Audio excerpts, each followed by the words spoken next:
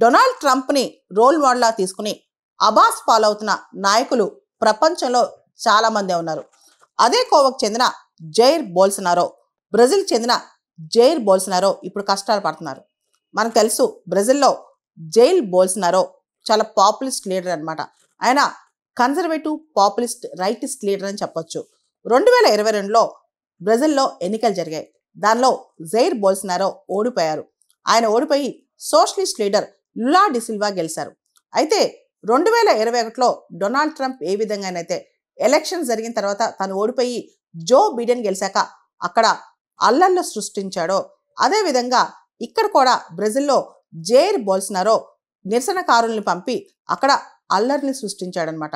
అప్పుడు బ్రెజిల్లో ఉన్న పోలీస్ మిలిటరీ అందరూ కూడా ఆ ప్రొటెస్టర్స్ని అణిచివేసేసి వాళ్ళందరినీ ఉక్కు పదంతో తొక్కేశారు.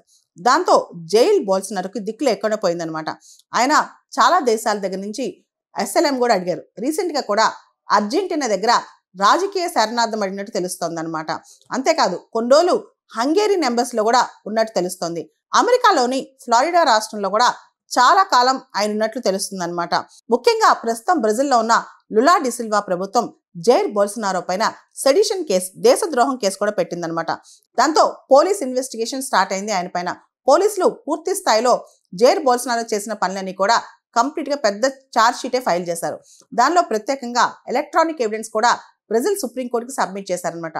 దానిలో జైర్ బోల్సనారో వాయిస్ మెసేజ్లు, టెక్స్ట్ మెసేజ్లు, ఫోన్ కాల్స్, ఏదైతే ప్రొటెస్ట్లు, నిరసనలు ప్రోత్సహించాడో జైర్ బోల్సనారో ఆయన కొడుకు కూడా ఈ ధోరణులకు పాల్పడినట్లు తెలుస్తోందనమాట.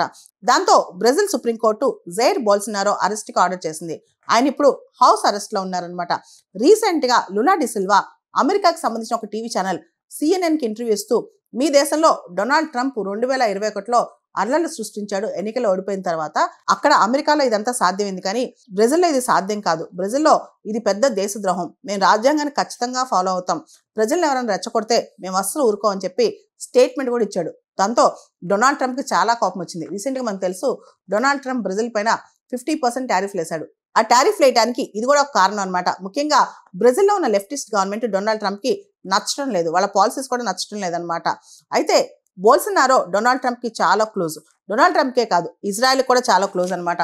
అమెరికాకి, ఇజ్రాయెల్కి, ప్రపంచవ్యాప్తంగా రైటిస్ట్ ప్రభుత్వాలు ఉంటే వాళ్ళతో కూడా చాలా క్లోజ్ అవుతున్నాడు. జైర్ బోల్సనారో యాంటీ అబార్షన్ పాలసీని సపోర్ట్ చేస్తారనమాట. అంతేకాదు ఎల్జిబిటీ హక్కులు కూడా ఆయనకి ఇష్టం ఉండవు. దాంతోపాటు ఆయన ప్రస్తుతం ప్రో అమెరికన్ కూడా. అయితే అమెరికా ఆయన రక్షించాలని ట్రై చేస్తున్నా ఆయన మాత్రం బ్రెజిలియన్ సుప్రీంకోర్టు హౌస్ అరెస్ట్ లో పెట్టిందనమాట. ఓవరాల్ గా ప్రపంచవ్యాప్తంగా రైట్ వింగ్ లీడర్స్ అందరూ ఒకటవుతున్నారు. అర్జెంటీనాలోని హేవియర్ మిలీ కావచ్చు, ఆస్ట్రియాలో విక్టర్ ఆర్బన్ కావచ్చు, అమెరికాలో డొనాల్డ్ ట్రంప్ కావచ్చు, అదేవిధంగా బ్రెజిల్లో జైర్ బోల్సనారో కావచ్చు, వీళ్ళందరూ పోకడ్లు ఒకటే అనమాట. రైట్ నుంచి అల్ట్రా రైట్ వరకు. దేశీయంగా ఆర్థిక పరంగా వాళ్ళు లిబరల్ గా ఉంటారు. గ్లోబలిజం పరంగా వాళ్ళ జాతీయ ట్రెండ్ ని చాలా ప్రొటెక్ట్ చేసుకుంటూ ఉంటారు.